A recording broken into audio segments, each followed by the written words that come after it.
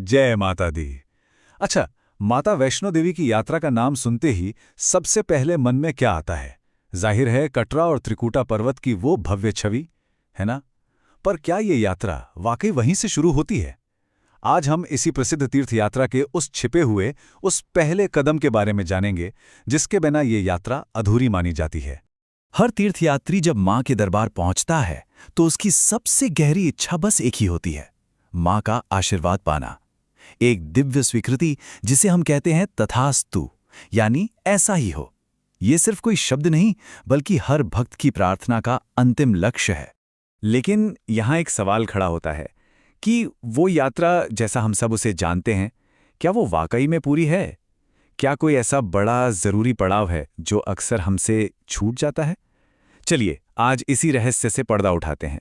देखिए, ज़्यादातर लोग यात्रा को कटरा से ही जोड़कर देखते हैं, लेकिन अगर हम शास्त्रों और पुरानी मान्यताओं में झांकें तो पता चलता है कि ये तस्वीर असल में अधूरी है। एक ऐसी परंपरा है जो इस पूरी यात्रा को एक बिल्कुल अलग नज़रिया देती है। तो सबसे जरूरी बात यह है कि पारंपरिक ज्ञान के हिसाब से वैष्णो देवी यात्रा तब तक अधूरी है जब तक इसके बिल्कुल असली शुरुआती बिंदु के दर्शन न कर लिए जाएं। जी हां, एक ऐसा पहला कदम जिसे आज के समय में शायद कई लोग भूल चुके हैं।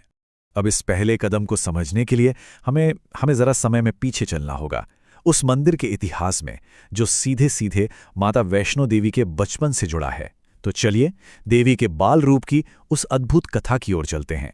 इस मंदिर का इतिहास पता है कब से है? त्रेता युग से। जी, मान्यता है कि माता वैष्णो देवी ने सिर्फ 5 साल की छोटी सी उम्र में यहां अपनी तपस्या शुरू की और 12 साल की उम्र तक अपना पूरा बचपन इसी पवित्र जगह पर बिताया। अब इस जगह का जो नाम है ना, कौल कंडोली, वो बड़ा दिलचस्प है। इसके अर्थ में ही पूरी कहानी छिपी है। देखिए, कौल का मतलब होता है कटोरा और कंडोली का मतलब है कंचे या फिर किसी चीज को हिलाना। कथा यह है कि बाल रूप में देवी अपनी सहेलियों के साथ खेल रही थी। तभी एक सहेली को बड़ी जोर की प्यास लगी। बस फिर क्या था, माता ने अपनी लीला दिखाई। एक चांदी का कटोरा यानी कौल प्रकट किया और उसे जैसे ही हिलाया यानी कंडोलना किया, उसमें से चमत्कारिक रूप से पानी की धारा बह निकली। और बस इसी दिव्य लीला से इस जगह का नाम पड़ गया कौल कंडोली। लेकिन इस जगह का ऐतिहासिक महत्व सिर्फ त्रेता युग तक ही नहीं है। इसका एक बहुत गहरा नाता महाभारत के महानायकों यानी पांडवों से भी है।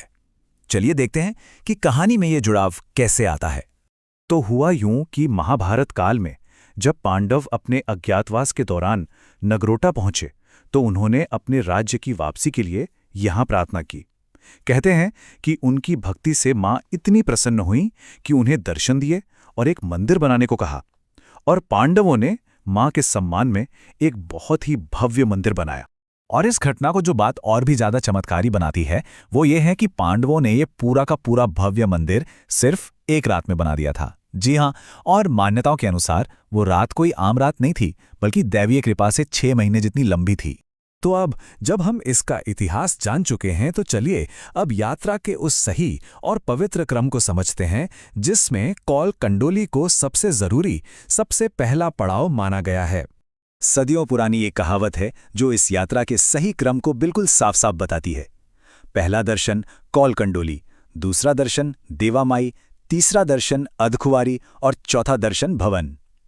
इससे एकदम स्पष्ट हो जाता है कि यात्रा का आरंभ असल में कौल कंडोली से ही होना चाहिए। इस मंदिर में देवी की पूजा उनके पिंडी स्वरूप में होती है। ये एक प्राकृतिक पत्थर की संरचना है और कहा जाता है कि ये उसी दिन प्रकट हुई थी जिस दिन माता ने इस जगह को छोड़कर त्रिकुटा पर्वत के लिए प्रस्थान किया था। तो फर्क अब बिल्कुल साफ है। एक है आम यात्रा जो कटरा से शुरू होती है और बस त्रिकुटा पर्वत पर ही केंद्रित रहती है, और दूसरी है पारंपरिक यात्रा जो शास्त्रों के अनुसार नगरोटा के कौल कंडोली से शुरू होती है, और तभी ये पवित्र यात्रा संपूर्ण मानी जाती है। तो अब उन सभी भक्तों के लिए जो इस मंदिर के दर्शन करना चाहते हैं और अपनी यात्रा को सही तरीके से शुरू करना चाहते हैं, उनके लिए कुछ जरूरी जानकारी देख लेते हैं। ये मंदिर जम्मू शहर से करीब 13 से 14 किलोमीटर दूर नगरोटा बाजार में स्थित है। दर्शन के लिए मंदिर सुबह 4 या 5 बजे के आसपास खुल जाता है और रात में 9 से 11 के बीच कपाट बंद होते हैं। यहां आने का सबसे बढ़िया समय नवरात्रि का होता है। जब पूरा माहौल भक्ति और उत्सव से भर जाता है। और हाँ, एक बात का खास ध्यान रखिएगा, मंदिर के अंदर फोटोग्राफी और मोबाइल का इस्तेमाल मना है। मंदिर परिसर में और भी पवित्र स्थान हैं जो देखने लायक हैं। यहाँ एक प्राचीन कुआं है जिसे महाबली भीम द्वारा बनाया गया माना जाता है, और साथ ही गणेश्वरेश्वर महादेव यानी भगवान शिव को समर्पित एक बहुत प्राचीन मंदिर भी है जिसके दर्शन करना बड़ा शुभ माना जाता है। तो जब यात्रा इस सही रास्ते से सही क्रम में पूरी होती है, तब वो तथास्तु का आशीर्वाद अपने आप ही फलित हो जाता है।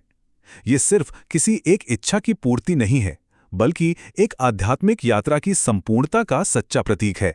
अब जब रास्ता साफ है और पहला कदम भी सामने है, तो सवाल बस इतना है कि क्या अगली बार की तीर्थ यात्रा की शुरुआत उसकी असली शुरुआत से की जाएगी?